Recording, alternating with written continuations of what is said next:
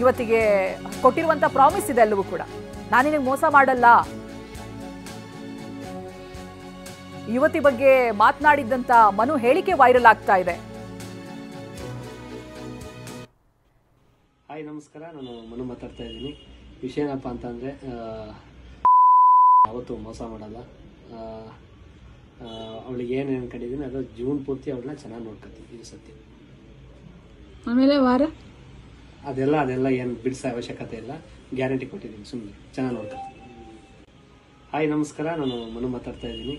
ವಿಷಯ ಏನಪ್ಪ ಅಂತಂದರೆ, ಯಾವತ್ತೂ ಮೋಸ ಮಾಡಲ್ಲ. ಅವಳಿಗೆ ಏನು ಅನ್ಕೊಂಡಿದ್ದೀನಿ ಅದು ಜೀವನ ಪೂರ್ತಿ ಅವಳನ್ನ ಚೆನ್ನಾಗಿ ನೋಡ್ಕೊತೀನಿ, ಇದು ಸತ್ಯ.